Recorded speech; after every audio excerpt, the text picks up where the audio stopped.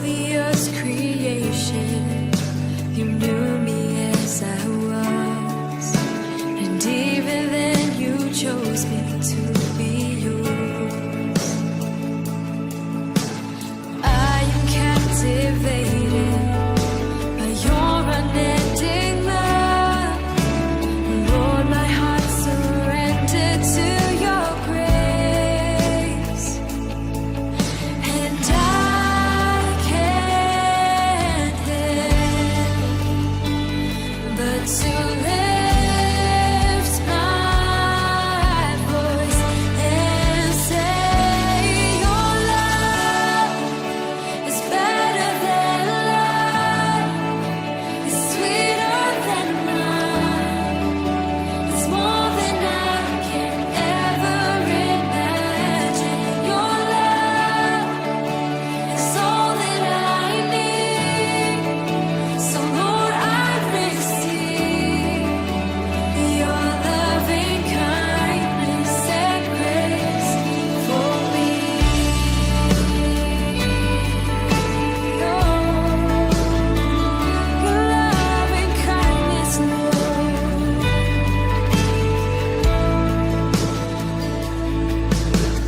Lord, I am your treasure, the apple of your eye. Forever I am precious in your sight. Never will you leave me, I'm safe and secure. Forever in your arms I will abide, and I can't help but to lift my voice and say, your love is better than life, it's sweeter than wine, it's more than I can ever imagine. Your love is all that I need, so Lord, I receive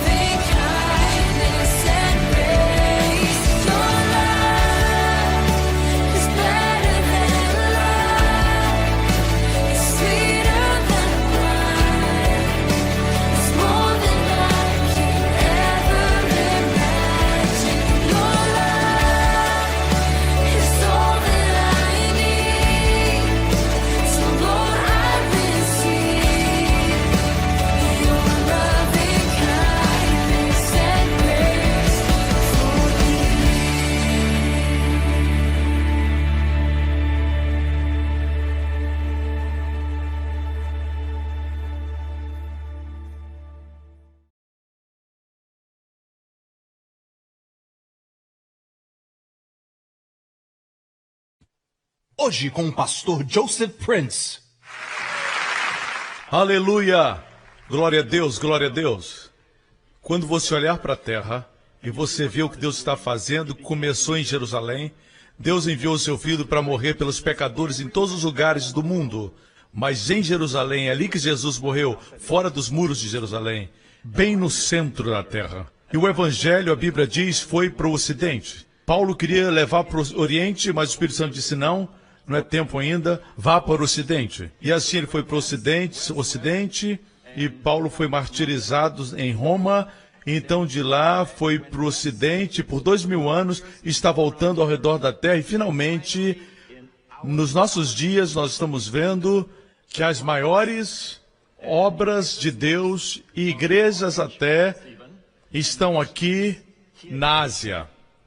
E Deus está, dessa forma, circulando por esses 2000 anos e trazendo para onde? Para Jerusalém, onde tudo começou, onde os judeus agora estão parcialmente cegos para com o Messias.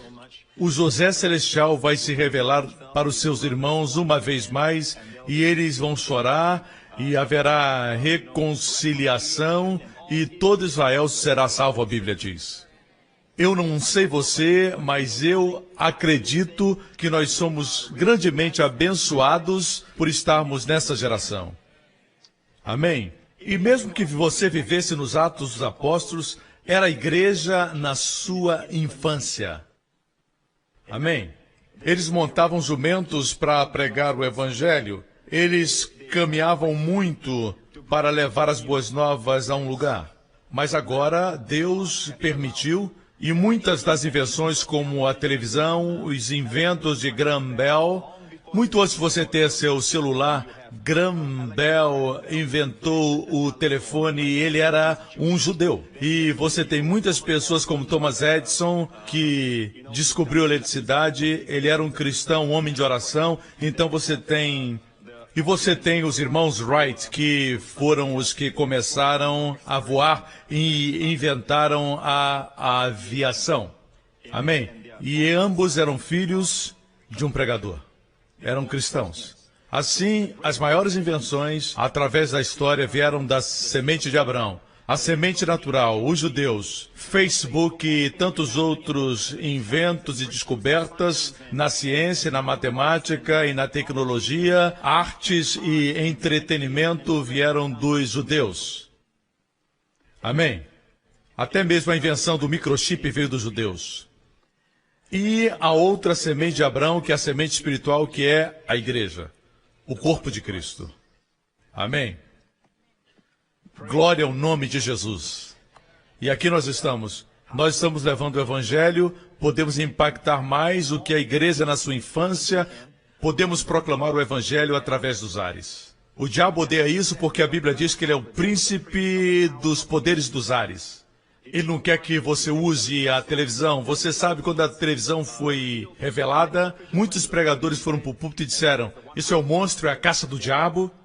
E o diabo diz, continue falando isso e deixe-me colocar o que eu quero na TV. Quando a TV não é uma invenção do diabo. Tudo que é moderno hoje você pode subir a escada, mas eu quero pegar o elevador. E o fato é que nós não somos estúpidos, estamos ancorados em Jesus Cristo, mas conectados ao nosso tempo. Nós vamos fazer uso de toda a invenção que Deus permitiu vir às nossas vidas. Todo dom perfeito vem de Deus, não é do diabo. Se você deixar, o inimigo vai tomar. Assim é hora do corpo de Cristo tomar conta das ondas de televisão e não colocar rock and roll, mas colocar Jesus Cristo. E a pregação de Jesus Cristo nas ondas de TV, como você tem experimentado, você não pode ser egoísta e manter aqui dentro a igreja New Creation. Amém? Nós somos abençoados para ser uma bênção. Muitos gostariam de ouvir o que você ouve. Temos que ter paixão pelo mundo inteiro. E para isso nós precisamos de todos vocês. O fato é que, à medida que aumenta, eu não posso estar em todos os lugares. Assim nós precisamos de trabalhadores que possam ir para campo missionário na China, Taiwan, Hong Kong e outros lugares do mundo. E, ei, se você foi chamado por Deus para levar a palavra, deixe-nos saber, amém? Amém? Se você fala chinês, você não precisa falar chinês para ministrar lá, você pode ter um intérprete, até mesmo se você é um bom intérprete. Por que você acha que Deus colocou Singapura tendo como a língua principal o inglês e depois o chinês? Deus quer impactar a China. Posso ter um amém? Assim, para Deus seja a glória, amém? A seara está branca para a colheita, Deus está esperando os ceifeiros. Por que você tem uma ambição tão pequena? Amém? Existe uma eternidade do reino de Deus e nós vamos governar quando Jesus voltar. Amém? Esteja seguro que aquilo que você faz é algo que te satisfaz. Assim, quando você chegar no céu e trouxer sacos de ouro, os anjos vão olhar para aquele saco de ouro e dizer: você trabalhou sua vida toda para trazer o asfalto do céu? Você entendeu o asfalto? Porque nos céus nós vamos caminhar em ruas de ouro. Os anjos vão coçar a cabeça porque não vão entender sua prioridade. Amém? Amém, Pastor Prince. Boa pregação, aleluia. Veja Jesus e todo o seu amor. Essa é a razão por que nós estamos aqui. Glória a Deus. Abra sua Bíblia na Palavra de Deus, no livro de Romanos, capítulo 3. Romanos, capítulo 3. É importante para nós nos lembrarmos que não pode existir perdão, não pode existir remissão de pecados. Remissão significa enviar. Literalmente a palavra remeter quer dizer que os seus pecados são remetidos, são enviados para o esquecimento. Eles não vão voltar mais e o assombrar. Assim a Bíblia usa a palavra remissão de pecados. É a mesma palavra grega para perdão. Afemi, enviar para longe, remeter. Sem derramamento de sangue, a Bíblia diz em Hebreus, não há remissão ou perdão de pecados. Sem derramamento de sangue. Não tem que simplesmente ser sangue. Tem que ser sangue santo, sangue puro, sangue sem pecado. Sem o derramamento de sangue não existe remissão de pecados. Então nós vemos a história do Evangelho, como Deus enviou seu Filho. Deus podia ter enviado Jesus como um homem já crescido. Mas isso não nos traria conforto, porque nós pensaríamos em alguém que é um ser do céu, mas não entende a mim como homem. Assim Jesus veio para passar por todas as emoções dos homens, para passar por todas as experiências de uma criança, de um menino, de um bebê, um menino, uma criança, um adolescente e um homem crescido. A Bíblia diz que ele passou por tudo. Ele passou por tudo como homem. Mas ele não é somente homem. Ele nasceu sem pecado no seu sangue. E qual o propósito de ter sangue? Porque sem derramamento de sangue não existe remissão de pecados. Você me escuta? Portanto, vamos seguir agora Romanos 3. Mas agora se manifestou sem a lei a justiça de Deus, tendo o testemunho da lei e dos profetas. Você lembra que paramos aqui? A última vez que eu preguei, Jesus no Monte da Transfiguração, ele era a justiça de Deus. Hoje eu e você recebemos o dom da justiça. No Monte da Transfiguração, ele estava cercado por Moisés, tipo da lei, e profetas por Elias. Amém? Elias era o representante de todos os profetas. Assim aqui, mesmo ali, os profetas testemunhavam que a justiça de Deus tinha vindo como uma dádiva. Deus amou o mundo de tal maneira que ele deu. Amém? E todo o propósito dessa justiça, mas agora, significa o quê? Que existia um tempo em que essa justiça não estava disponível, mas agora está disponível. E é testemunhada pela lei e pelos profetas. Não é contraditória a lei nem os profetas. É testemunhada pela lei e pelos profetas. Mas esse dom da justiça é sem a lei. Sem a lei. Não é você crer em Jesus e manter a lei, mas é sem a lei. Amém? Sendo testemunhado pela lei e pelos profetas. Eu quero me referir agora, bem rapidamente, para o meu texto favorito, Romanos 5,17, depois João 3,16, Romanos 5,17. Porque se pela ofensa de um só, sabemos que era esse homem, Adão. Se pela ofensa de um homem só a morte reinou, se você alguma vez derramou lágrimas pela perda de um bebê, ou de um parente, um amigo. Quando você chorar, lembre-se disso. Isso não tinha que ser assim. Deus nunca quis que o homem morresse. Você sabia que Deus chama a morte de inimigo? Deus odeia a morte. Jesus chorou num funeral. Ele se lembrou, isso não é o que o homem nasceu para experimentar. O homem nasceu para viver para sempre. Viver para sempre e para sempre forte, jovem e saudável. Esse é o sonho de Deus. O Pai sonhava com uma família de pessoas que para sempre seriam jovens, fortes, saudáveis e regeriam o universo com ele. Mas ele não criou robôs. Se ele tivesse criado robôs, ninguém pecaria. Todos obedeceriam, mas não criou robôs. Ele criou agentes morais livres, que podiam escolher o que quisessem. Não podiam escolher as consequências. Amém? Assim o homem escolheu rebelar-se contra Deus, por Satanás. Deus não pôde vir e mudar o coração do homem nem sua escolha, não podia influenciá-lo. Deus deu ao homem livre direito de escolha, e a Bíblia diz que o salário do pecado é a morte. É assim que a morte veio, por um homem, pela ofensa de um homem. A morte reinou. Esse reino é total, empírico, ninguém pode dele escapar. Você pode ir para a montanha mais alta ou mergulhar no oceano, a morte vai te encontrar. E tudo pelo pecado de Adão. Tudo se resume no pecado de Adão. Muita gente não gosta disso. Porque eu sofreria pelo pecado de Adão? A mesma coisa, se seu avô morresse quando ele tivesse 3 anos, você nunca teria nascido. Pare e pense nisso. Se o seu avô morresse quando ele tinha 3 anos de idade, você não estaria aqui hoje? Não tem mistério. Nossas vidas são linkadas com os nossos antepassados. Ok? Afinal, são seus antepassados, não seus entes futuros. Porque se pela ofensa de um só homem a morte reinou por esse, diga muito mais os que recebem a abundância da graça. Aqueles que recebem, igreja.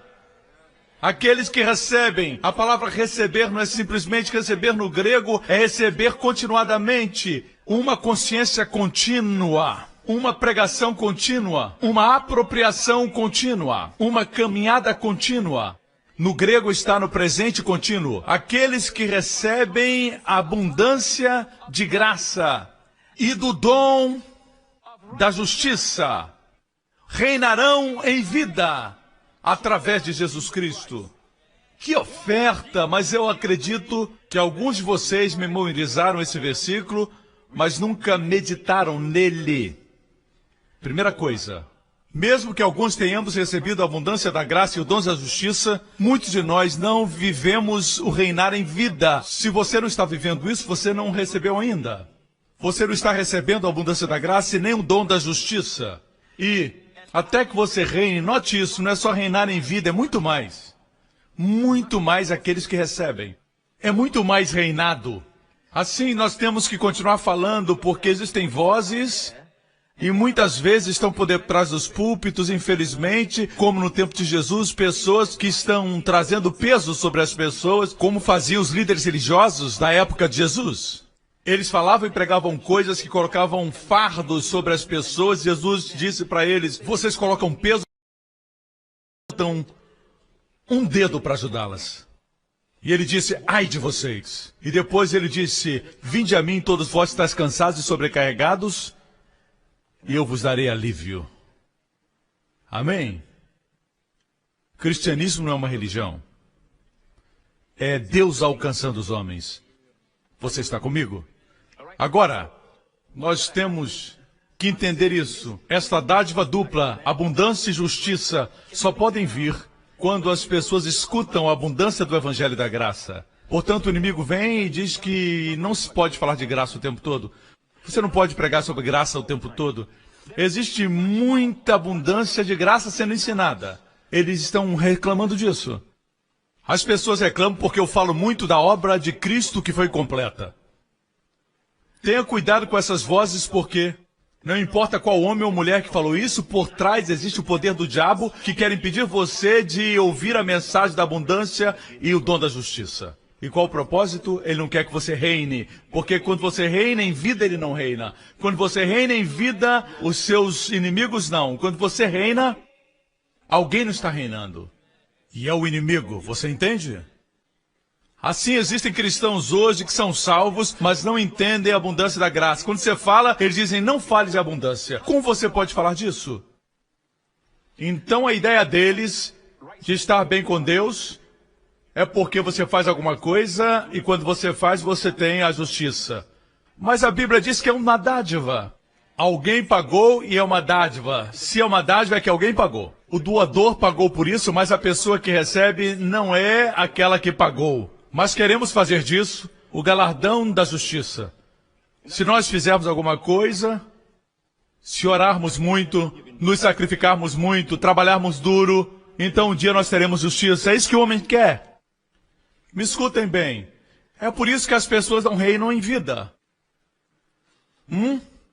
Eu vou compartilhar o testemunho que veio, eu li ontem somente, e é o testemunho de um homem que compartilha. E nós recebemos todos os tipos de testemunhos que vêm de pessoas que estão reinando em vida. Muitos testemunhos, especialmente na área de vícios, libertação de vícios. E pessoas que eram viciadas em pornografia, principalmente pornografia e desvios sexuais. São pessoas que encontram libertação quando aplicam os princípios do crer da forma correta. E qual o poder de crer certo? Mesmo estando nesse pecado, você confessa, eu sou a justiça de Deus em Cristo. Assim como quando você está doente, você não confessa a doença, você confessa que Deus é aquele que chama as coisas que não são como se fossem, e elas são. Quando Deus viu as trevas, Deus disse, haja luz, e houve luz. Quando Deus viu o mar, que não tinha criaturas, Deus diz que o mar esteja cheio de baleias e animais que se movem e peixes, e eles apareceram. Quando Deus queria, Deus falava, e Deus nos fez a sua imagem. Tudo que você quiser, você declara e você vai ver. Esse é o jeito de Deus, é chamado fé. O homem caiu tanto que ele tem que ver antes de falar. Quando ele diz, está tão escuro porque ele foi feito à imagem de Deus, quando ele diz alguma coisa, se torna aquilo. Em outras palavras, por causa da incredulidade, nós estamos assim.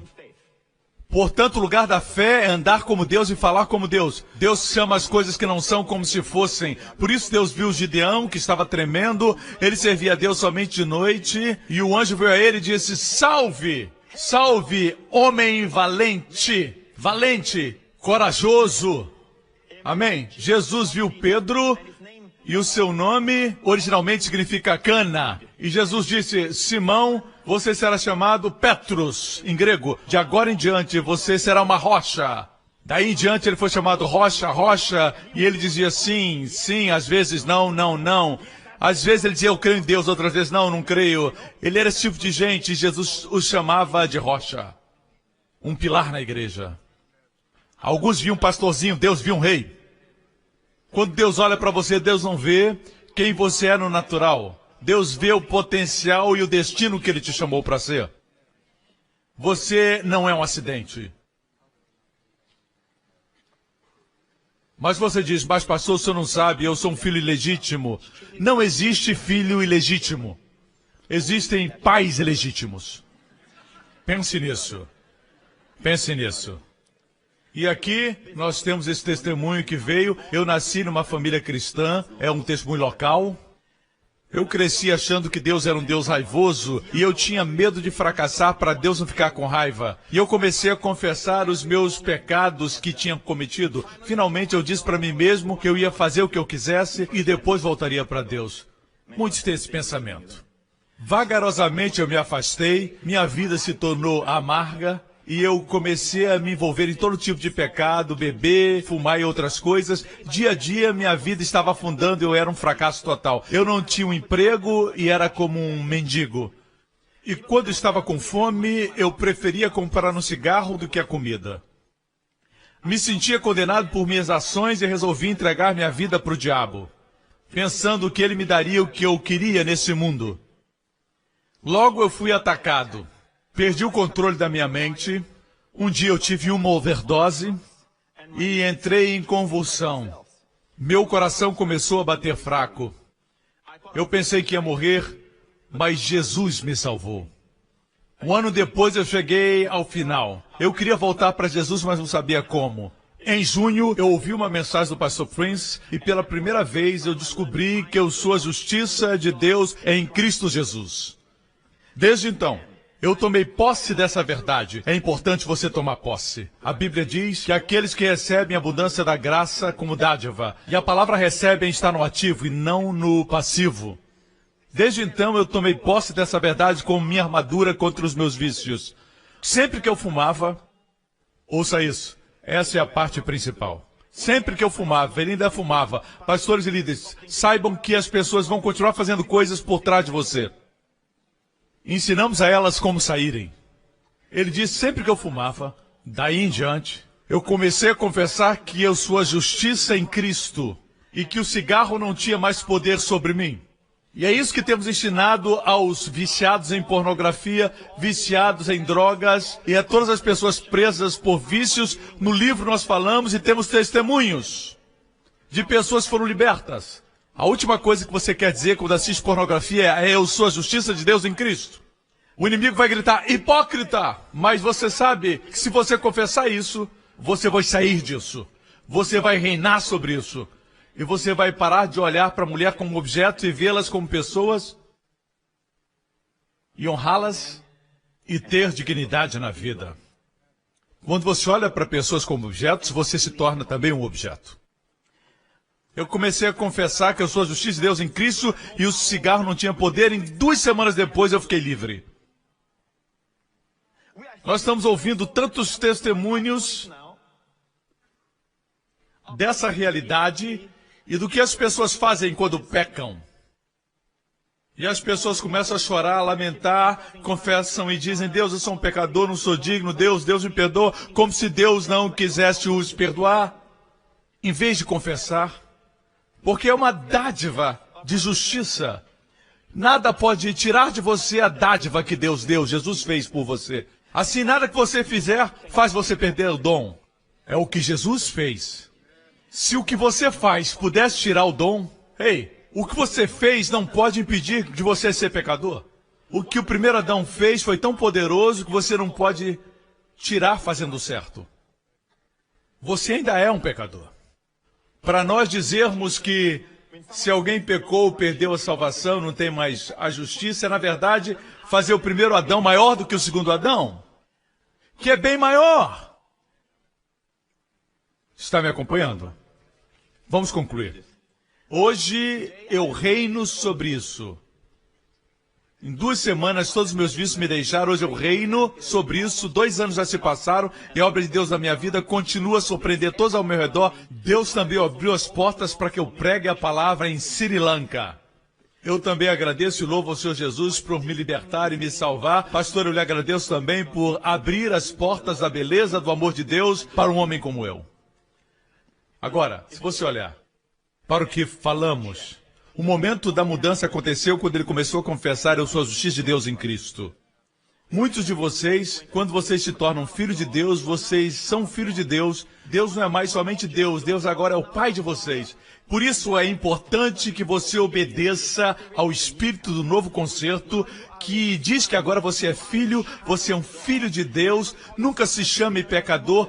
Não diga, eu sou um pecador, salvo pela graça, eu sou, está no presente, você sabe disso. Eu não sou um pecador salvo pela graça, você era um pecador salvo pela graça. Agora não estou dizendo que você está livre do pecado, mas as suas ações não ditam a sua identidade em Cristo. Amém? Do mesmo jeito que quando no pecado você fazia algumas coisas boas, não te faz bom. Porque você algumas vezes fez o que era certo, não te fez bom. Você ainda era pecador. Assim, do mesmo jeito, agora que você nasceu de novo, escute, igreja, tudo que você fizer, escute. Existem consequências para o que você faz. Você pode ferir pessoas, pode ferir o seu futuro, os seus amados, o seu próprio corpo, a sua mente. O pecado é perigoso. Como vencer o pecado? Eu acredito na santidade, mas as pessoas diferem de mim porque as pessoas acreditam que é através da lei. Eu acredito que é através da graça. É só pela graça. Amém, igreja? Eu vou mostrar algo muito, muito poderoso. Olhe para Colossenses. O livro de Colossenses diz assim: pois nele Aqui o contexto se refere a Cristo. Nele habita corporalmente toda a plenitude da divindade. Corporalmente. Em Cristo habita a plenitude do Deus triuno, corporalmente, em forma humana. Você sabia que, de todos os 4 evangelhos, os primeiros 3 são chamados sinóticos, mas o evangelho de João é especial. E os milagres no evangelho de João não são chamados milagres, são chamados sinais. Assim, o primeiro milagre de Jesus, transformar água em vinho, é um sinal. No final do Evangelho de João, ele diz que muitos dos sinais e das coisas que Jesus disse não foram escritas, porque se fossem escritas, nenhum livro do mundo caberia tudo. Mas estes foram escritos para que creiais, e crendo tenhais vida. Assim, os milagres no Evangelho de João são sinais que demonstram alguma coisa, que demonstram a sua divindade, porque o Evangelho de João trata da divindade de Jesus, o Filho de Deus, em corpo e forma humana. Ok? Olha isso. Qual o primeiro milagre? O primeiro milagre é transformar água em vinho. Certo? Agora, na ciência aprendemos destes componentes: tempo, espaço, força e matéria. Certo? Tempo, espaço, força, movimento, força, matéria. Rapidamente, olhe como aparece em João. O primeiro milagre, transformar água em vinho. Água, se eu tivesse um copo d'água transparente, e aqui um copo transparente com vinho, você vê no natural que água não pode se transformar em vinho. Talvez o suco de uva, deixado por um tempo, podia se tornar vinho, mas não água. E não somente vinho, bom vinho. Assim, para ter bom vinho, você tem que ter uma plantação de uvas que está lá por 4, 5 anos. Eu já li como se produz o bom vinho. Você tem que esperar 4 anos e depois disso está pronto para o vinho. Mas mesmo então, nos primeiros anos, o vinho não é da melhor qualidade. Eles esperam mais 2 ou 3 anos. E depois então, eles têm um vinho que é bom, pode ser vendido. Mas mesmo assim, para ter bom vinho, tem que esperar mais 10 anos. Depois mais 15 e depois mais 20 anos. Então você tem um ótimo vinho. Jesus comprimiu o tempo num casamento para produzir bom vinho. Assim, o primeiro milagre é um milagre que demonstra que Ele é o Senhor do tempo. Você sabia que a Bíblia diz que Deus vai restaurar os anos que o gafanhoto consumiu? Joel capítulo 2, Deus pode restaurar os anos que o gafanhoto consumiu. Você me ouviu? Deus vai restaurar os anos. Para nós, os anos, quando passaram, são lixo. Dias perdidos, anos perdidos. Você diz, gostaria de Deus de volta. Deus pode restaurar. Você diz, pastor, mas eu já tenho 50 anos, eu tenho 60 anos, eu tenho 70 anos. Deus é o Senhor do tempo. Mas eu tenho 80 anos, Caleb também tinha. Ele disse, eu estou tão forte hoje, com 85 anos, como quando eu tinha 40 e Moisés me enviou. Me dá essa montanha. Ele é o Senhor do tempo. Sabe qual foi o segundo sinal? Muitos conhecem o primeiro, mas não conhecem o segundo. No Evangelho de João, o segundo sinal, Jesus estava em Canaã, o mesmo lugar onde transformou água em vinho. E um homem veio de Cafarnaum, que era mais de 16 quilômetros de distância de Canaã, onde Jesus estava, onde ele fez o primeiro milagre. Era um homem nobre e o seu filho estava enfermo. E ele disse, Senhor, por favor, o senhor pode ir e curar meu filho? Jesus disse, segue o teu caminho, o teu filho vive. Mais de 16 quilômetros de distância, perto do mar da Galileia, estava Cafarnaum. Quando você visita Israel, você vê Canaã está a mais de 16 quilômetros. E ele diz, vá, o seu filho vive. E a Bíblia diz que para mostrar sua fé, o pai não voltou no mesmo dia. O pai dormiu uma noite em Canaã, no dia seguinte ele foi. E então os servos vieram, encontraram esse nobre, disseram, seu filho está bem, seu filho está bem. Ele disse, quando meu filho ficou bom? Quando ele recobrou a saúde? Exatamente na hora que Jesus disse, vai, o seu filho vive. Esse é o segundo milagre de Jesus. A Bíblia diz que é o segundo milagre. O que isso demonstra? Que ele é o Senhor do espaço, tempo e espaço. Vocês me escutam? Quando fui a Israel recentemente, eu estava a trabalho e tudo que podia acontecer errado aconteceu. Minha mala não chegou. Eu precisava da minha mala e da minha roupa. Eu tive que comprar na última hora. Literalmente na última hora. Tive que comprar tudo para as minhas necessidades básicas, pasta de dente, escova. Eu estava num quarto confortável. Eu queria tomar um banho, porque já tínhamos viajado por cerca de 24 horas. Quando fui tomar banho, o meu chuveiro só tinha água quente. A torneira da esquerda e da direita só dava água quente. Só lavei meu cabelo com shampoo. E eu não podia ligar para ninguém porque eu estava parcialmente molhado, minha cabeça estava ensaboada, eu só fazia assim. Colocava a cabeça, a água estava pelando. E eu liguei para a recepção, eles disseram, eu não posso dar um quarto novo para o senhor, é muito difícil. Eu disse, eu não quero uma suíte. Eu não quero um quarto para tomar um banho. Eu estou muito cansado, ok? Tudo que podia dar errado, deu errado. E o pior de tudo, meu filho contraiu uma tosse que durou a noite inteira. Eu recebi um texto da minha esposa e eu disse, o que é isso? Eu vou pregar uma palavra que vai entrar em milhões de casas. Quando for lançado, você vai ver. E eu estava lá a trabalho. Eu ouvi do meu filho e nada afeta mais um pai como o seu filho. Eu me ajoelhei e declarei, vocês espíritos malignos que foram lançados contra minha família e contra mim para parar esse trabalho que eu estou realizando, eu repreendo agora em nome de Jesus Cristo. Só para que você saiba isso, você sabe que normalmente quando crianças têm tosses, dura por uma semana e às vezes mais.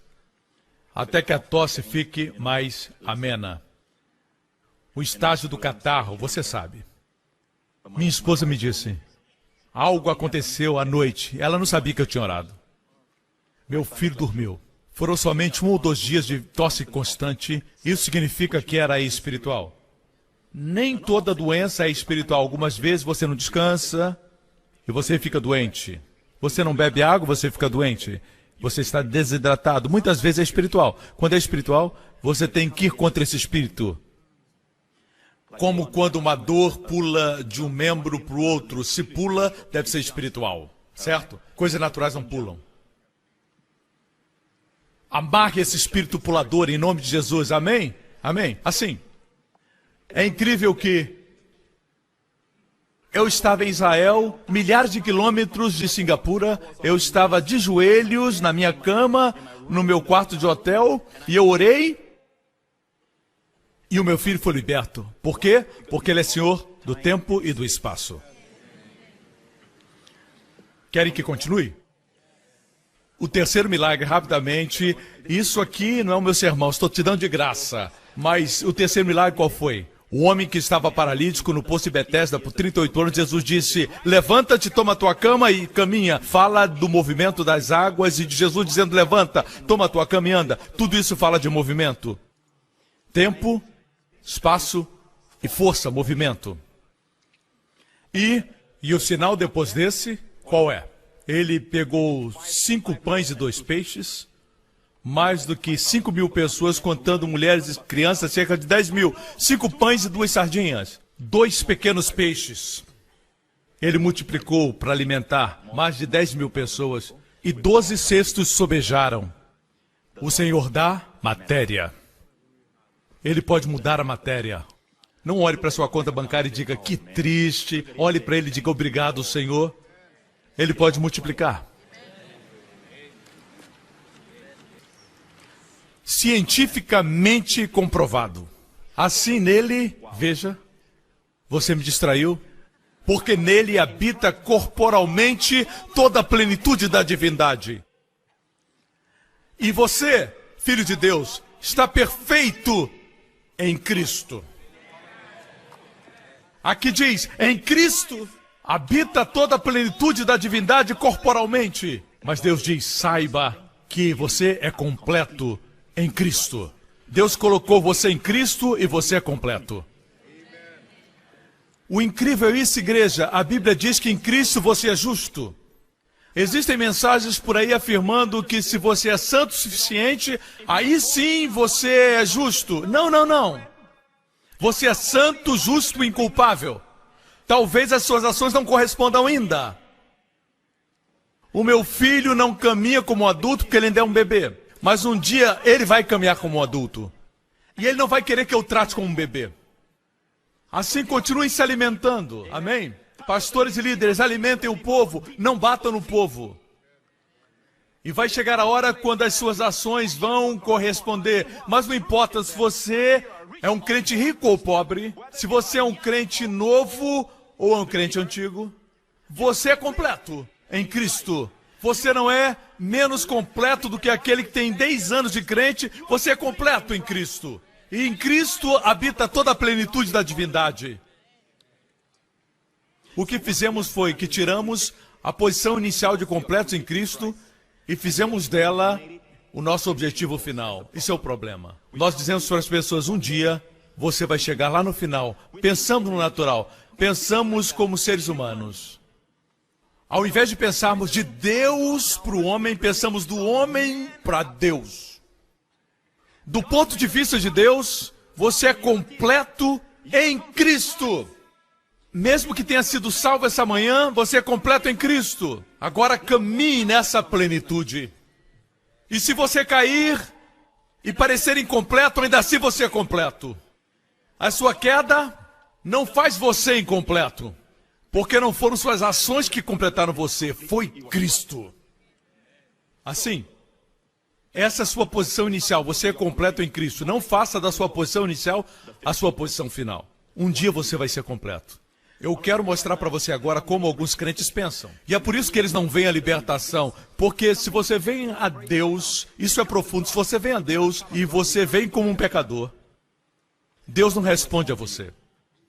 Porque Ele não é Deus mais para você, Ele é Pai.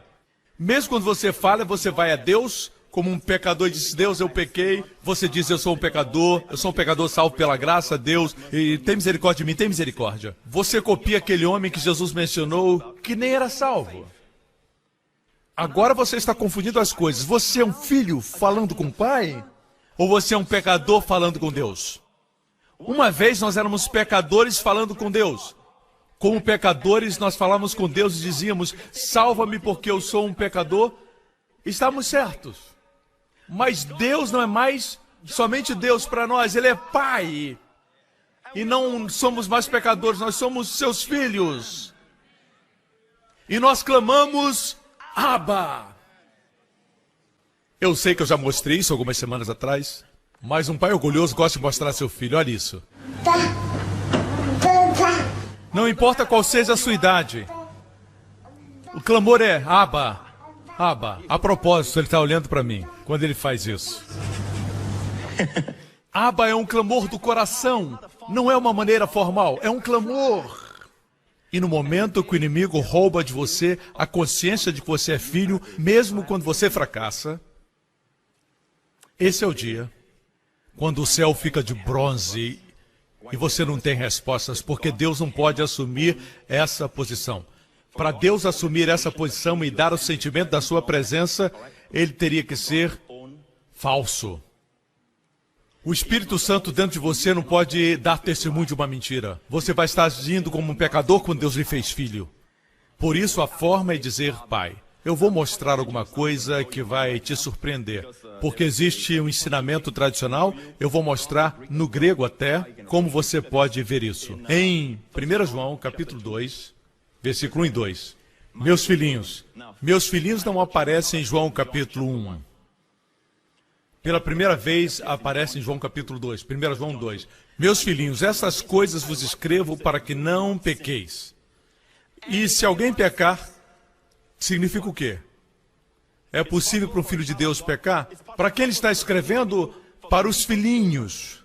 É possível eles pecarem. Você não fica feliz de Deus te dizer o que fazer quando você peca?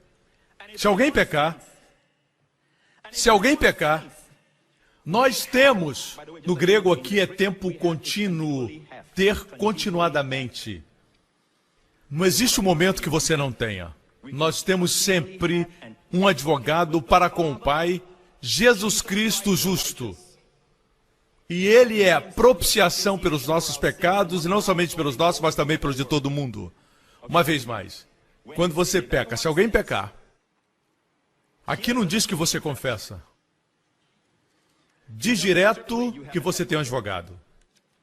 O que me incomoda na vida daqueles crentes que meditam na palavra, aqueles que tomam tempo para meditar, se você medita, a sua preocupação é que advogado parece muito legalista, parece um jurista, alguém especializado na lei, certo? Fale comigo. Eu tenho falado muito. Eu sei que ele é o Senhor do tempo e do espaço. Que o Senhor abençoe a matéria na sua boca, a sua língua. Diga amém. Ele diz advogado. É um termo legal. Lei, advogado. Estou certo? Mas veja, advogado, quando pensamos no termo legal da palavra, com Deus eu entendo, mas com o Pai, família, existe um problema. Por que precisamos de um advogado com o nosso Pai no céu? Tem sido um problema. Eu quero que você saiba de algo. Agora, não atire pedras em mim, porque esse talvez seja o seu versículo predileto, mas olhe o que a Escritura diz. A palavra advogado aqui é a palavra grega parakletos, que em todos os outros textos é traduzido como consolador. Parakletos. Paracleto é traduzido na nossa Bíblia em português como consolador. Agora, isso traz à sua mente Jesus compartilhando com seus discípulos no cenáculo, na noite que ele foi traído, e ele compartilha, eu vou, mas vou enviar o Consolador. Algumas Bíblias dizem adjutor. Não diz que ele vai mandar o advogado. Uma das ideias que as pessoas têm a respeito do Paráclitos, para é como para eclesiástica, para organização, significa vir ao lado, no grego. Kletos é ajuda. Ajuda legal você pode preferir, mas não é a tradução mais correta. Adjutor quer dizer consolador. Você sabe quantas vezes a palavra Paráclitos aparece no Novo Testamento? 5 vezes. Você sabe quantas vezes a palavra consolador aparece? De 5 vezes, 4 vezes. Você sabe quantas vezes aparece advogado como paracleto? 1 vez, aqui. Em outras palavras, eu afirmo a vocês que não está falando de um advogado. Aqui está de onde vêm os ensinos errados. O inimigo vem e diz para Deus, Matthew pecou. Matthew, esse irmão que parece com Arão, o sumo sacerdote, com a sua barba, que diz, eu sou o sumo sacerdote. E o diabo diz, ele pecou. E Jesus diz, Pai, mas olhe para as minhas mãos. E Deus diz, ok, o caso está encerrado, o diabo vai procurar outro e diz, Maria pecou. Nós temos a ideia de que um dia o diabo vem e volta da presença de Deus. Você já ouviu isso? E Jesus é o nosso advogado. Isso não é verdade. Eu nem acredito que Satanás vai à presença de Deus mais. Você pode me mostrar Jó capítulo 1, e eu concordo que existia um tempo quando os anjos se apresentavam a Deus e Satanás veio. Mas isso foi antes da cruz. Existe uma referência no livro de Hebreus que a Bíblia diz que Deus foi aos céus e ele purificou as coisas celestiais com seu sangue. Por que você purificaria o céu se o céu é santo, o céu é limpo? Por que você limparia alguma parte com seu sangue? Eu digo a você que esse lugar é onde Satanás ficava. Originalmente pertencia a Adão. Deus deu a Adão acesso aos céus, mas Adão cometeu o pecado e deu essa posição para Satanás, que pertencia a Adão. Assim, Satanás tinha o direito de ir diante de Deus e acusar os santos de Deus. Mas hoje não é assim. Jesus foi ao santuário e purificou aquele lugar, e é um tipo do Antigo Testamento onde o sumo sacerdote aspergiu sangue 7 vezes. É exatamente o que Jesus fez. O inimigo não pode estar mais lá. Em Apocalipse diz que o acusador foi expulso. O acusador foi expulso do céu. Então, o que significa esse versículo? Temos um advogado, um consolador. Agora, 5 vezes aparece, 4 vezes se refere ao Espírito Santo, 1 vez se refere a Jesus. Nós temos um consolador com o Pai. A preposição é importante no grego. No grego é a palavra pros, que quer dizer para com o Pai. Vamos ilustrar. Suponhamos que existe um menino de 10 anos que ele se comporta mal. E eles estão na mesa de jantar e o pai diz, levante e vai para o teu quarto. Vai lá para cima. O menino se levanta. Isso pode acontecer, né? O pai o disciplinou, vai para o seu quarto. E o menino vai para o seu quarto.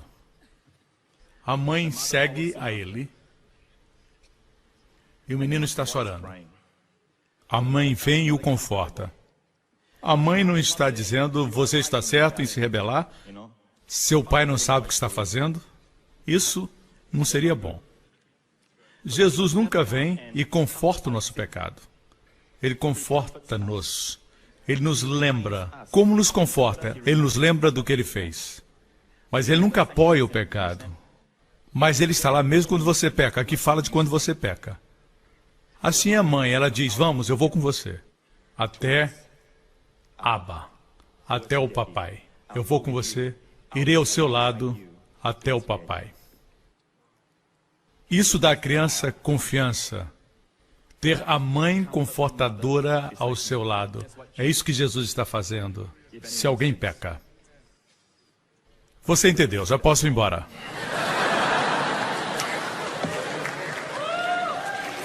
Veja, quando nós ensinamos coisas assim, milagres acontecem. São verdades que o Espírito Santo testifica. Quando eu falo em descansar na fé de Jesus para milagre, eu prego com esse tema, descansando na fé de Jesus para o milagre. Eu falo, quando você é completo em Cristo, o que você faz? Você descansa.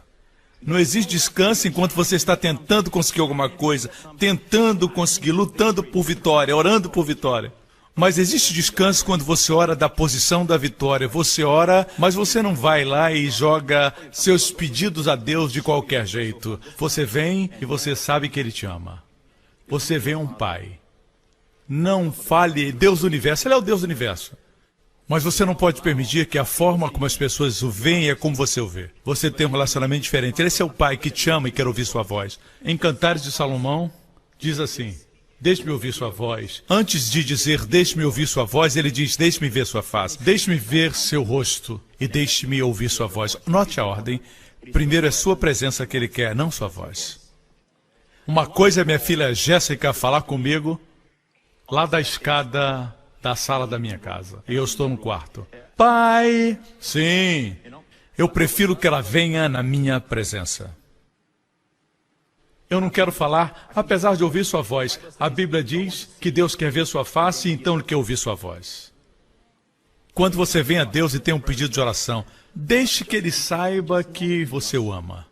Quando você vê a sua presença, pare aí e diga, eu te amo. Ele é um Deus que deu Jesus para morrer pelos seus pecados. Agora Ele é seu Pai. Fale com Ele e diga, Pai. Tenha consciência de que Ele ama você infinitamente e Ele não encontra falha em você. E Ele gosta quando você vem a Ele. Ele se alegra quando você confia nele. Entenda isso e veja as suas orações respondidas. Quando você vem como um estranho, você vem a Ele como Deus. Você sente uma distância. É uma mentira, isso é uma mentira. Deus não pode honrar uma mentira. Deus não pode honrar esse tipo de oração. Responder esse tipo de oração é desonrar a sua pessoa. E essa é a razão por que você não vê resultados. Muitas vezes, não são as palavras que você fala, mas chegar à sua presença e dizer, Pai, e saber que Ele te ama. A nova aliança não fala do seu amor para com Deus, mas do amor dele para com você. E saber que Ele quer ouvir minha voz. Ele quer ver o meu rosto. Muitas vezes, quando eu oro, eu digo, Pai, eu te agradeço por me amar. Quando eu agradeço pelo amor dele, me dá um sentimento de que ele me ama. Antes de qualquer pedido, eu tenho que ter esse sentimento. Tenho que ter o sentimento que ele quer que eu esteja na sua presença. ouvir a minha voz, ver minha face e ouvir minha voz. Eu preciso disso. Que essa é a confiança que temos nele. Se sabemos que ele nos escuta, também sabemos que temos os pedidos respondidos. É incrível esse testemunho que vou compartilhar agora. Tá tudo bem? Esse testemunho é de Honolulu.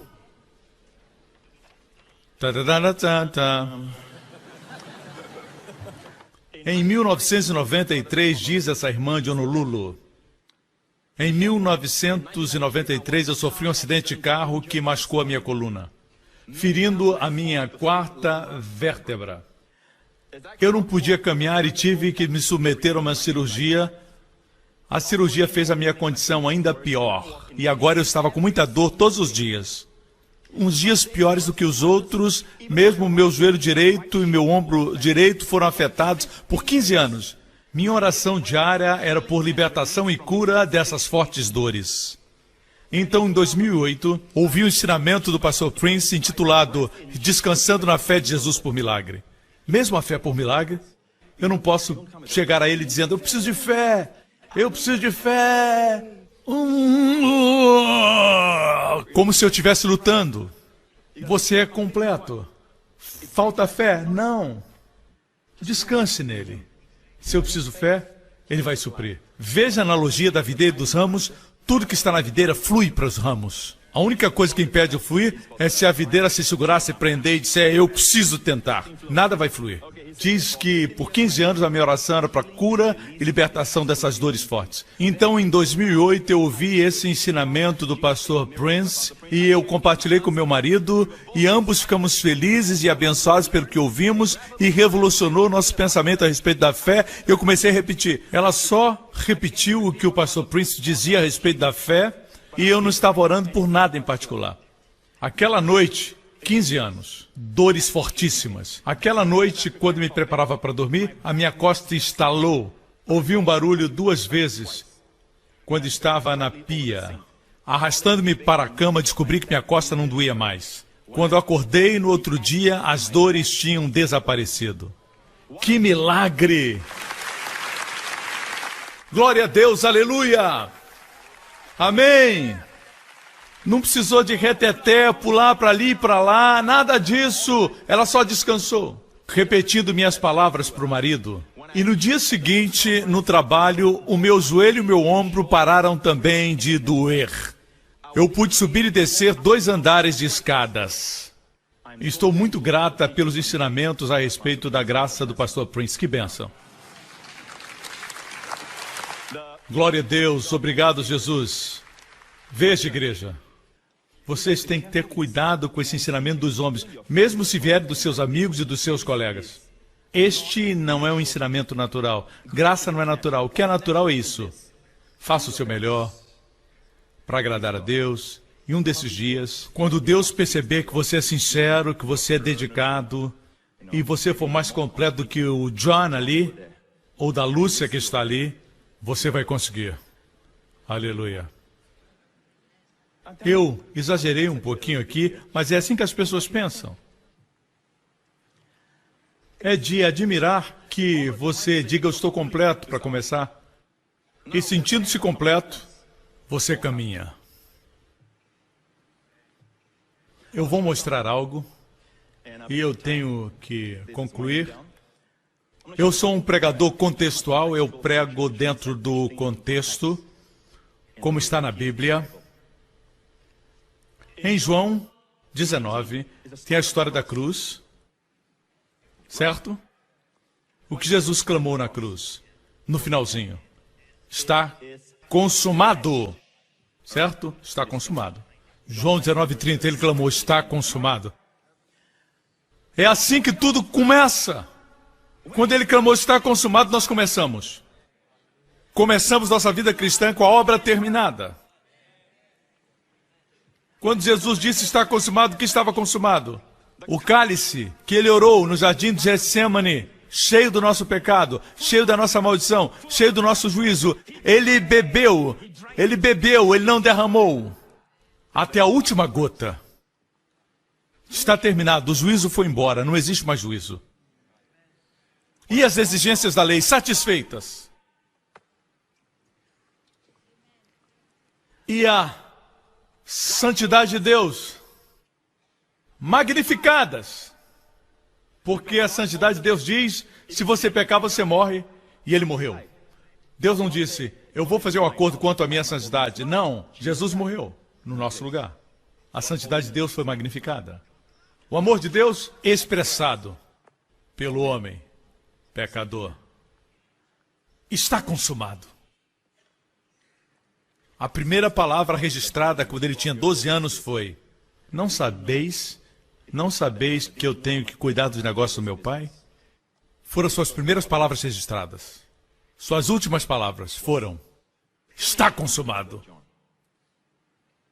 Na vida terrena, o que foi consumado? Os negócios do Pai. Ele perdoa nossos pecados de forma judicial. Então, João 19, então ele levantou dos mortos no terceiro dia. Os discípulos tinham medo, estavam no cenáculo, se escondendo, estavam com as portas fechadas. Jesus apareceu. E ele não era um fantasma, ele mandou que eles tocassem, ele tinha carne e ossos. Esse é o tipo de corpo que nós teremos. É carne e ossos, mas pode transcender o tempo e a matéria. Você não pode entender tudo agora, porque estamos confinados a este mundo, mas o mundo que virá, o corpo que você vai ter, é um corpo que é físico. Eu e você podemos apertar as mãos, mas transcendemos tempo e matéria. É por isso que quando o arrebatamento acontecer, ele vai nos transformar antes de nos arrebatar, porque no nosso novo corpo, duas coisas, você transcende a matéria, mesmo estando nas estrelas. Muitas pessoas têm medo de altura nesse corpo. Temos medo de altura. Nesse novo corpo não teremos medo. Pelo menos é assim que eu acho. Assim.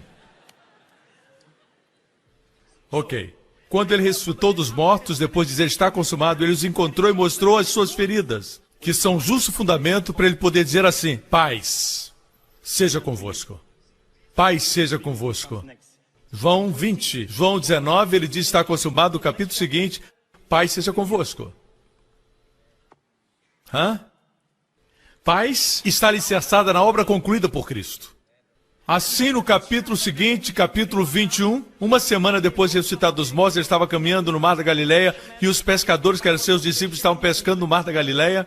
Ele fez o café da manhã para eles e depois do café da manhã, ele perguntou, você me ama? Você me ama? Capítulo seguinte, João 21. Olhe para a sequência. Você me ama? Vem depois de dizer está consumado. Paz se fundamenta na obra consumada. Depois ele diz, você me ama. Eu estou seguindo a ordem, amigos. A ordem do Espírito Santo. E no final daquele capítulo 21, ele olha para Pedro e diz, siga-me. Vem e segue-me. Você entendeu? Agora, a verdadeira vida cristã começa com a obra consumada. Você é completo em Cristo, está consumado. Seus pecados foram perdoados, passado, presente e futuro. Você é a justiça de Deus em Cristo. Amém? Agora você pode possuir a paz. Ele diz, paz seja com vocês, receba.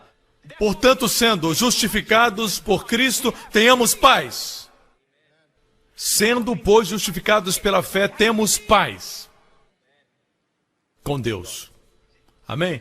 Possua isso. Depois disso, ele diz, depois que você está descansando na obra, depois que você tem a paz com Deus, e não existe mais guerra entre você e Deus, nada entre você e Deus mais, Deus é seu Pai, você é próximo a Ele, Ele diz, depois de tudo que eu fiz, existe alguma coisa que você vê que vai fazer você me amar? É uma pergunta. Nós respondemos sim. Então ele pergunta, você me ama? Então, quando você diz, eu te amo, ele diz, siga-me. Você entendeu? Deixe-me dizer algo. O ensino cristão tradicional diz, comece aqui, comece seguindo a Cristo. Vocês são muito preguiçosos para seguir a Cristo. Preguiçosos de acordar cedo, disso, daquilo, e eles exaltam você dizendo, você tem que começar a seguir Cristo, senão você não vai ser arrebatado. dependendo da sua origem, da sua doutrina. Só aqueles que seguem a Cristo vão conseguir chegar lá. Não pense que crentes só falam em graça vão chegar lá. Isso não vai acontecer. Parece algo surpreendente. Essa pessoa está pregando uma mensagem de fogo. Que fogo é esse? Fogo estranho. Construído sobre o fundamento errado. Começa o cristão seguindo a Cristo. Certo? E fazer o melhor para amá-lo. Fazer o melhor para amá-lo e depois você vai ter paz. Quando o trabalho for terminado. Não ria. Muitos de nós ainda cremos assim. E eu mostrei a sequência aí da aparição dessas palavras. Não é no natural. Veja, se nós abrirmos o cérebro de um cristão, fizermos uma cirurgia e tirarmos o cérebro e lavar com detergente do sangue de Jesus, e depois colocarmos o cérebro ao contrário, todos os crentes se tornariam crentes vitoriosos dessa semana em diante. Pensaríamos como Deus. Tem alguns que pensam, quanto mais eu falo quem eu sou e que eu fiz, maior eu me torno. Jesus diz que quanto mais você o conhece e o serve, maior eu me torno. É tudo ao contrário. É como na cadeira do barbeiro, que quem está nessa cadeira levanta a cadeira e você olha e levanta a sua, e ele olha e levanta a dele, e no final você faz a sua maior. Não brinque assim. Amém? Por que olhar para o outro? Olhe para Jesus. Desapontamentos vêm quando você se compara com outros. Você entende isso? Essa é a sequência. Começa com está consumado. Amém, igreja? Agora, existiu um homem. E este homem foi pego desobedecendo a lei do seu país. Obviamente, foi uma desobediência de uma lei nova. E ele não negou que quebrou a lei. Os seus inimigos disseram que ele quebrou. Os seus amigos disseram que ele quebrou a lei. Mas uma coisa a respeito desse homem é que... Mas este homem não está tão preocupado por ter quebrado a lei. Ele está em paz. A única pessoa preocupada é o rei que o amava. O rei daquela terra o amava. Estou falando a história de Daniel. Este rei era o rei Dário, imperador dos Medos e Persas. Na verdade, você até pode ver seu rosto na história, porque eles esculpiram o seu rosto em tábuas de barro. Está nos museus, é o rei Dário da época de Daniel. O rei Dário amava Daniel. Mas seus sátrapas e governadores ao seu redor, os seus líderes, eles tinham ciúme de Daniel. Porque o rei promovia-o sempre. Daniel não era um medo-persa, ele era um judeu. Ele era um cativo de Jerusalém. Quando Nabucodonosor conquistou Jerusalém, ele trouxe Daniel com os outros cativos. Agora Dário havia conquistado a Babilônia.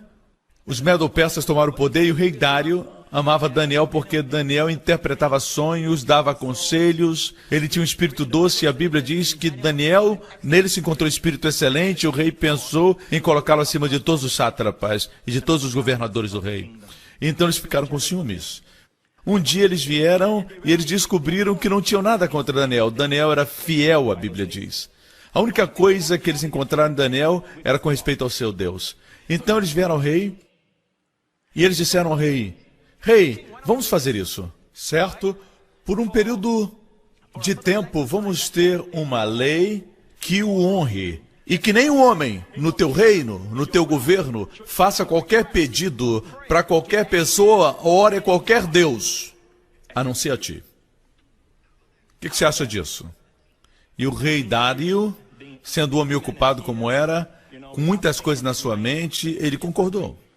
E colocou o seu selo na lei, nas tábuas. E algo sobre a lei dos Medos e Persas é que ela não podia ser alterada. Uma vez promulgada, não podia ser mudada. E a verdade é que eles esperaram que Daniel orasse. Daniel, sabendo que a lei havia sido promulgada, ele foi para o seu quarto e diante de todos eles, ele se ajoelhou e orou ao Deus de Israel. Ele orou, a Bíblia diz, de forma aberta.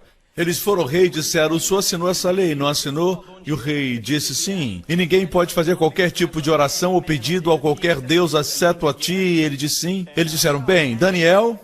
No momento em que eles disseram Daniel, a Bíblia diz, veja bem, que o rei ficou conturbado em si mesmo, não com Daniel.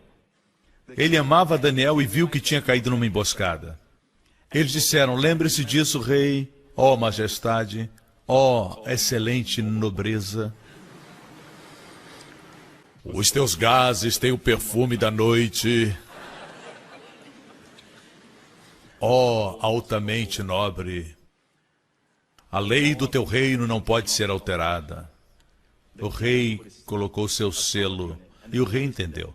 E a Bíblia diz que o rei trabalhou o dia inteiro para poder salvá-lo, a Bíblia diz, para livrar Daniel da cova dos leões. E a cova dos leões era o resultado da desobediência dessa lei. A Bíblia diz que ele trabalhou o dia inteiro até o sol se pôr. E no final do dia, os governadores vieram e disseram: lembre-se, ó majestade, nós temos preocupação pelo teu reino. A lei dos medos e persas não pode ser revogada. Desta maneira, nós temos aqui um rei cuja lei e seu coração não se harmonizavam. Seu coração estava direcionado para Daniel. A sua lei, para o outro lado, lançar Daniel na cova dos leões.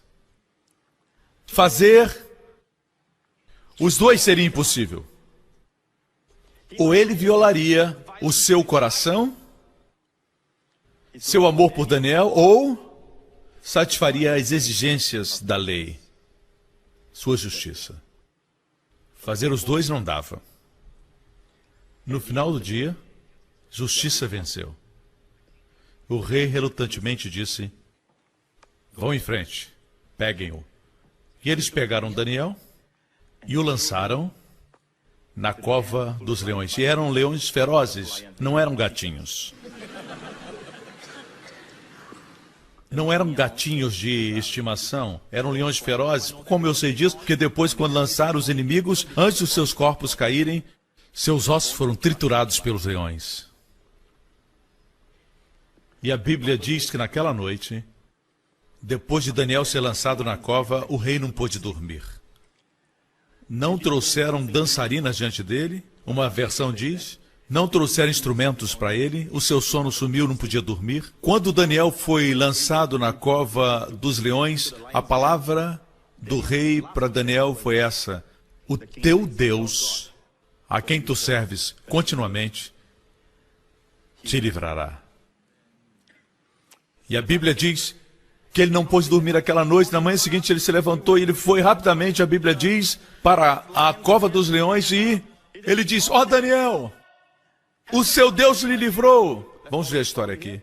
E pela manhã cedo se levantou e foi com pressa à cova dos leões, e chegando-se à cova, chamou por Daniel com voz triste, e falando o rei, disse: Daniel, Daniel, servo do Deus vivo, dá-se o caso que teu Deus a quem serves tenha podido livrar-te dos leões? Então Daniel falou ao rei: ó rei, vive para sempre, o meu Deus enviou o seu anjo e fechou a boca dos leões, para que não me fizessem dano, porque foi achada em mim inocência diante dele, e também contra ti, ó rei, não tenho cometido delito. Então o rei muito se alegrou, não estava só alegre, mas muito alegre, e mandou tirar Daniel da cova. Assim foi tirado Daniel da cova, e nenhum dano se achou nele, porque crerá no seu Deus. Olha isso. E ordenou o rei, e foram trazidos aqueles homens que tinham acusado Daniel, e foram lançados na cova dos leões, ele, seus filhos e suas mulheres, e ainda não tinham chegado ao fundo da cova, quando os leões se apoderaram deles e lhes esmigalharam todos os ossos. Como disse para vocês, esses eram leões ferozes, que não tinham comido por dias. Agora, a Bíblia registra que, por 2 vezes, o acusador veio para lembrar que a lei não podia ser revogada. Só a título de ilustração, olhem para mim, eu já vou terminar com isso. Suponha que, entre a primeira vinda para lembrar ao rei e a segunda, entre essas duas, o rei lançasse Daniel na cova. Ok? Mas os acusadores não sabiam. A segunda vez que eles vêm ao rei e dizem: rei, nós queremos lembrar que a lei não pode ser revogada. O rei diz: sim, definitivamente não. Eles olham para o rei e a lei diz que o senhor tem que julgar Daniel e lançá-lo na cova. E ele diz: certamente eu não farei isso. Lembre-se, estamos falando depois de ele lançar. Nada aconteceu com Daniel, ele traz Daniel de volta e eles não sabiam. Os acusadores vêm, ok? Ele diz: não vou fazer isso. E eles dizem: mas o senhor disse que a lei deve ser mantida. Certamente. Daniel quebrou a lei. Sim, ele fez. O senhor tem que lançá-lo. Eu não vou fazer isso, ele diz. Rei, tu, grande e soberano rei. Você sabe como são os puxa-sacos? Rei, estamos preocupados e zelosos por tua honra. Vai colocar uma mancha no teu nome, na tua dinastia. E vai ser uma grande desgraça sobre a tua honra se o senhor não lançar. Não. Eu fui tão justo ontem quando lancei como sou hoje. Eu sou tão justo em não o lançar. Sabe por quê? Porque ele já cumpriu a sua pena. Vamos parar aqui e vamos concluir. O que aconteceu com Daniel aconteceu conosco por substituição. Jesus é o nosso Daniel. Ele foi à cova dos leões por mim e por você, porque a lei não pode ser revogada. Mas todos nós quebramos a lei. A lei do reino, todos nós, certo? E ao invés de nós irmos, Jesus foi no nosso lugar. Cristo morreu por nós. O que é por nós? Como nós. Ao invés de nós. Ao invés significa no nosso lugar. Assim, como Daniel, Jesus foi para a cova dos leões, a cruz, e levou todo o juízo que era para mim e para você, porque quebramos as leis da nossa vida, violamos os mandamentos. Amém? Ele assumiu o nosso lugar, ele foi punido da forma mais rígida por nossos pecados, e então ele clamou: consumado. E o rei, Deus o Pai, o levantou da morte, do lugar do julgamento, a cova dos leões. Amém? E ele fez tudo isso não por si mesmo, ele fez por você e por mim. Assim, o acusador agora, às vezes vem pelo lábio de pessoas, mas o acusador que está por trás é o diabo, que é o acusador. E ele vem e diz: mas essa pessoa quebrou a lei. E ele vem e diz: essa pessoa fez isso, fez aquilo. Deve ser punida. E Deus diz: não, não vou puni-lo. E quando eu digo que não vou puni-lo, eu sou tão justo quando enviei meu filho à cruz para morrer pelo pecado dele. Hoje eu sou justo em não condenar o meu povo. Se eu condenar meu povo, quando o substituto já foi condenado por seus pecados, seria uma execução errada da justiça. Eu seria injusto. Eu seria injusto. Assim eu não posso ser injusto. Seria uma mácula no nome santo e no trono do Deus vivo que criou os céus e a terra. Eu não posso julgá-los, eu não posso condená-los.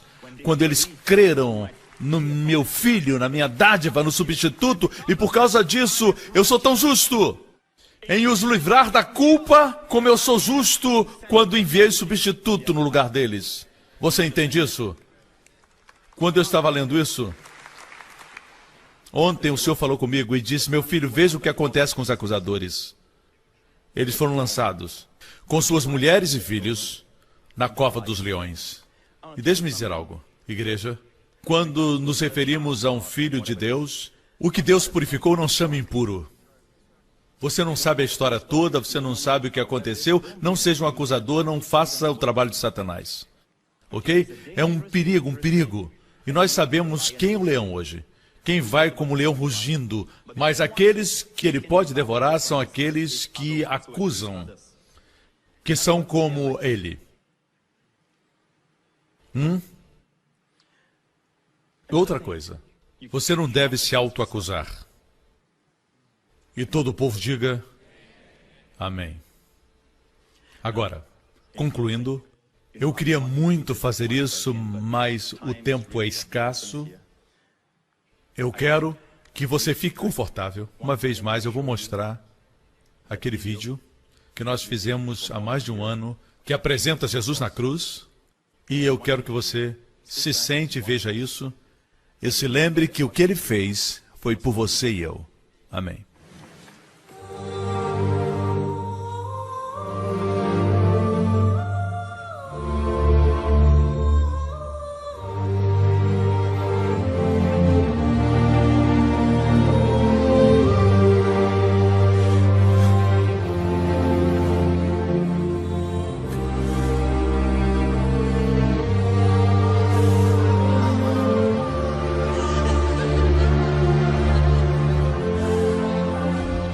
Pai, perdoa-lhes, porque eles não sabem o que fazem.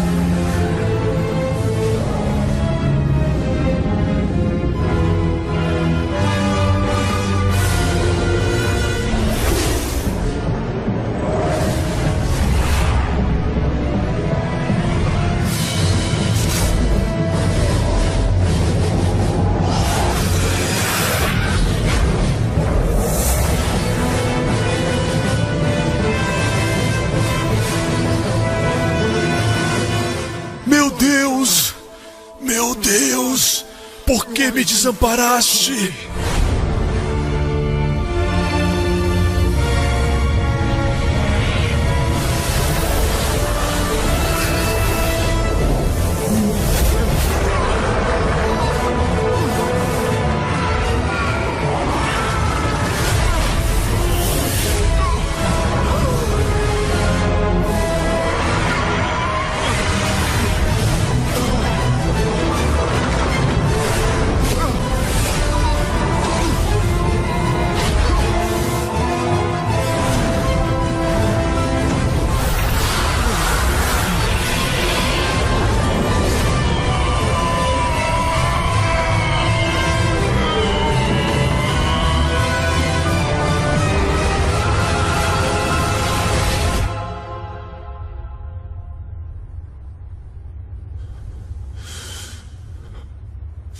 Está consumado!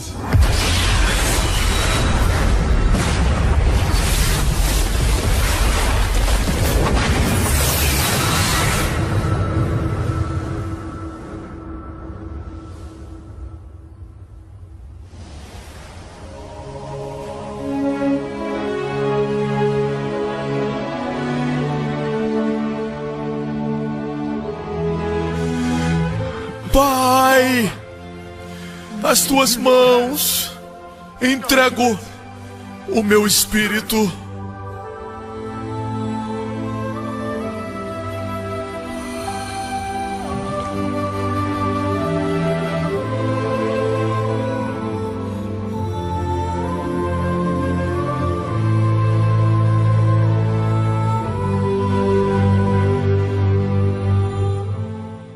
Glória a Deus. Essa é a razão por que já vou despedi-los, mas essa é a razão porque você nunca pode permitir que o diabo ou alguém te condene ou te acuse. Quando você não é consciente dessas verdades, quando você não está escutando o Evangelho constantemente, não uma vez ou outra, mas constantemente, você não vai estar fortalecido pelo que Cristo fez por você. E assim, quando você não está forte, o diabo vem e põe coisas em você e na sua família. Mesmo enfermidades foram levadas por Jesus. Quando você descobre isso, você se firme e diz: se ele levou minhas enfermidades, eu recebo a minha cura. Ele já pagou. Você quer receber o dom da justiça? É seu. A razão por que nós estamos dizendo que não existe condenação é porque Agora não existe condenação para você e eu, que somos crentes em Jesus Cristo. Falamos isso porque Deus é santo. Deus não pode punir o mesmo pecado duas vezes. E todos os seus pecados, os meus pecados, foram punidos em Jesus. E ele foi punido antes de nós cometermos pecados, antes de nascermos. Deus viu nosso pecado e colocou nele. Por que ele foi condenado? Porque nossos pecados foram punidos. Então, portanto, agora, porque Deus é santo, não há condenação para você e para mim, em Cristo. Posso ter um amém? Agora, escute, isso faz você pecar? Não. Faz você querer amá-lo e aprender mais desse Salvador maravilhoso que deu sua vida por você e por mim, amém? Em todo esse auditório, eu gostaria de levar você que nunca aceitou Jesus como Senhor a recebê-lo como Salvador pessoal, porque o que ele fez por você como substituto ainda não se tornou realidade, ainda não aconteceu na sua vida, porque você ainda não fez seu substituto, você não fez seu Salvador. E se você gostaria de receber o que ele fez, faça essa oração comigo agora, ninguém olhando para os lados. Não vá para o inferno por causa dos outros, nada vale mais do que sua alma. Amém? Ninguém pode estar no inferno um dia e dizer que está lá por causa do juízo de Deus. Não, e sim porque recusaram o amor de Deus. Amém? O escape foi dado para que você viva mais e reine em vida e não seja aprisionado pela morte. Se essa pessoa é você e você quer receber Jesus no seu coração, faça essa oração agora dizendo: Pai Celestial, eu creio que o Senhor me ama, que no seu amor, o Senhor não tem desejo de me condenar ou me enviar para o inferno, mas o Senhor me ama. E por isso o Senhor enviou o seu Filho Jesus para morrer por meus pecados na cruz. Ele derramou o seu sangue, me limpando de todo o pecado. O Senhor o levantou dentre os mortos. E ele está vivo hoje. E Jesus Cristo é meu Senhor e Salvador. De agora para sempre, todos os meus pecados foram perdoados. Deus é agora meu Pai. E eu sou seu filho. Obrigado, Pai, em nome de Jesus. E todos digam: amém, amém, amém. Fique de pé. Deixe-me despedi-los com as bênçãos. Lembre-se disso, proteção é uma das dádivas que Jesus deu. E Deus não vai forçar proteção sobre você, você tem que querer. Jesus disse: trarei os meus filhinhos debaixo das minhas asas, como uma galinha junta os seus pintainhos. Mas Israel, ó Jerusalém, tem me rejeitado. Que tragédia de 2000 anos essa. Nós temos visto, não de Deus, mas do inimigo, atacando o seu povo. Mas quantos querem vir para debaixo de suas asas? Não menospreze a proteção. Amém? Amém? Você não vai morrer dormindo. Alguns têm esse medo. O Espírito diz que você não vai morrer no sono. Algum amigo seu pode ter morrido com um ataque cardíaco, mas você não. Você sabe quem você é. O Espírito me diz para dizer isso. Levante sua mão agora nesse lugar. Nessa próxima semana, que o Senhor o abençoe com as bênçãos de Abraão e as bênçãos de Deuteronômio 28. E o Senhor, Ele mesmo, mantenha você, que Ele guarde você. Que você seja protegido de todo acidente, perigo, enfermidades, doenças, do homem mau e dos poderes das trevas e do maligno. Que o Senhor faça a sua face brilhar sobre você, seja gracioso para com você. Que o Senhor levante a sua face sobre você e conceda a você e a sua família sua shalom. Em nome de Jesus. Filhos de Deus, lembrem-se de chamá-lo Pai e sentir seu amor. Amém. Deus abençoe. See you again.